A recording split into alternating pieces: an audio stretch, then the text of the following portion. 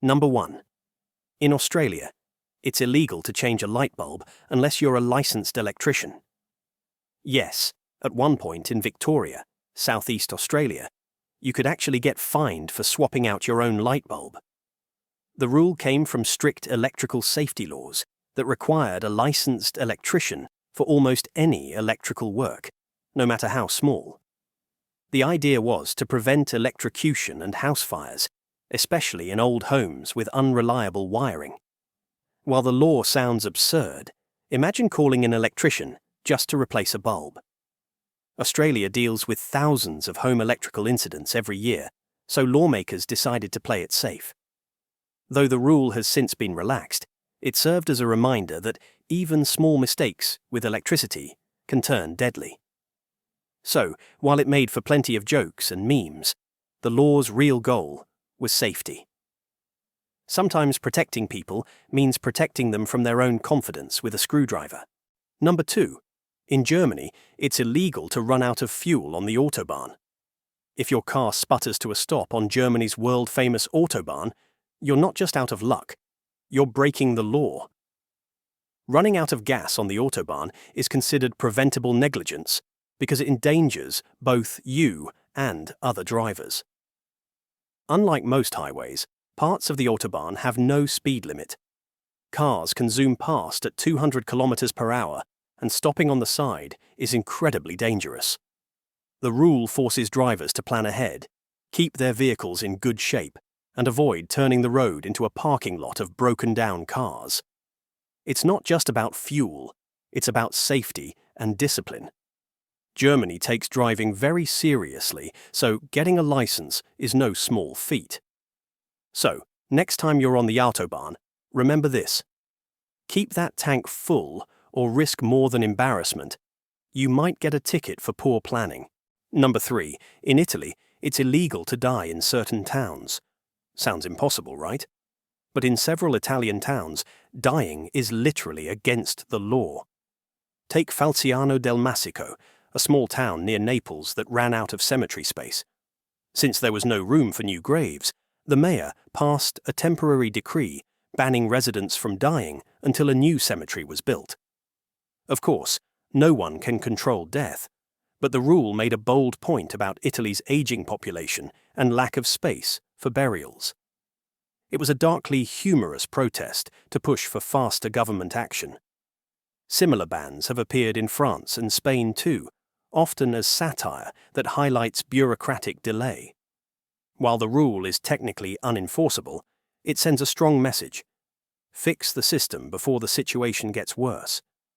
Sometimes the weirdest laws are just creative ways of yelling, "We need change fast." Number 4. In China, reincarnation without government permission is illegal. If you're a Buddhist monk in China planning to reincarnate, you'll need official permission first.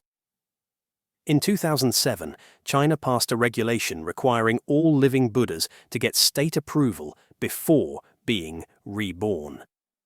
It sounds like satire, but the rule has political roots. The Chinese government introduced it to control the recognition of future spiritual leaders, especially the Dalai Lama, who traditionally chooses his own reincarnation. By claiming authority over reincarnation, the government could influence religious succession and reduce the power of Tibetan monasteries. It's bizarre on paper. Imagine applying for a reincarnation permit, but it's part of a serious geopolitical strategy. The law is one of the most striking examples of religion meeting state control. Behind the absurdity lies a bigger question. Who decides what happens to a soul? In China's case, the paperwork does. Number 5. In Denmark, you must name your baby from an approved list. In Denmark, parents can't just invent any name for their child. The government keeps an official list of about 7,000 approved baby names, and if you want something different, like one of Elon Musk's kids or a fruit, you'll have to apply for special permission. The rule might sound controlling, but it actually exists to protect children from embarrassment and prevent linguistic confusion. The Danish language has strict naming traditions. Odd spellings or unconventional names can cause administrative chaos or social ridicule. So, if you name your baby something too weird, it could be rejected to ensure the name fits cultural norms and doesn't harm the child later in life. Surprisingly, about 15 to 20% of requests for new names are approved every year, showing the system can adapt.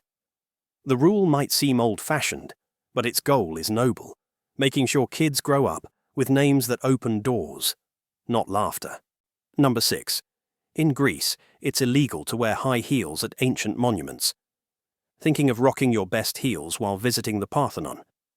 Think again. Greece banned high heels at ancient sites back in 2009.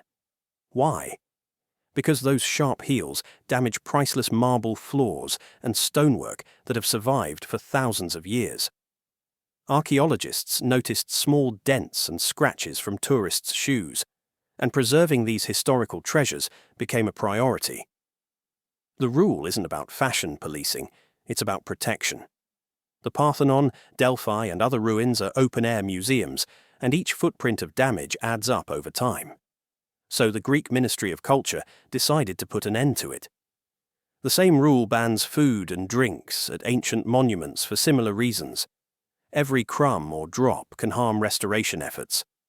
It may seem petty, but when your country holds the roots of Western civilization, even one scuff mark matters. So next time you're in Athens, trade the stilettos for sneakers. History will thank you. Number 7. In the United States, it's illegal to collect rainwater. In some states, collecting rainwater from your own roof could actually get you fined, or at least it used to. It sounds wild, right?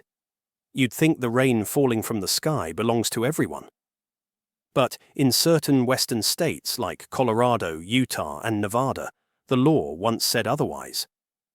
The reason comes down to something called water rights, a system dating back to the 19th century when settlers and farmers first divided every drop of available water for irrigation and survival.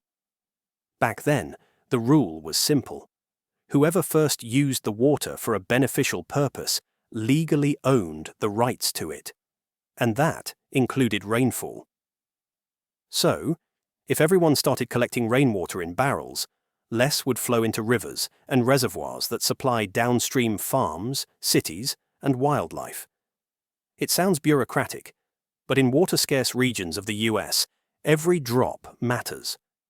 The laws were originally written to keep things fair and ensure no one selfishly hoarded what was meant to be shared. Fast forward to today, and most states have loosened up. Colorado, for instance, changed its laws to allow homeowners to collect small amounts, usually 2 barrels, or about 110 gallons, for outdoor use only. The logic behind the rule still holds when you live in a place where water scarcity can trigger droughts, wildfires, or crop failure. It shows that what seems like a harmless backyard project might actually tap into a delicate, centuries-old balance of law, survival, and sustainability. So, before setting up those barrels, check your local regulations, because in the American West, even the clouds have paperwork. Number 8. In Norway, it's illegal to advertise to children under 12. Norway is one of the few countries where protecting childhood innocence isn't just a moral choice. It's written into law. Here, companies are not allowed to advertise directly to children under the age of 12. That means no flashy toy commercials during kids' shows, no colourful cereal boxes promising superpowers, and definitely no influencers whispering product endorsements on YouTube Kids. The reason behind this strict rule is rooted in psychology and ethics. Studies found that young children struggle to tell the difference between entertainment and persuasion. To them, a cartoon mascot or smiling influencer isn't selling something, they're just having fun. Advertisers exploited this innocence, using bright colours, catchy jingles, and emotional hooks to shape kids' desires long before they could think critically. Norway decided enough was enough. The Marketing Control Act forbids direct advertising to children through media, TV, and even online content. The rule doesn't just cover traditional ads, it extends to packaging, contests, and influencer marketing.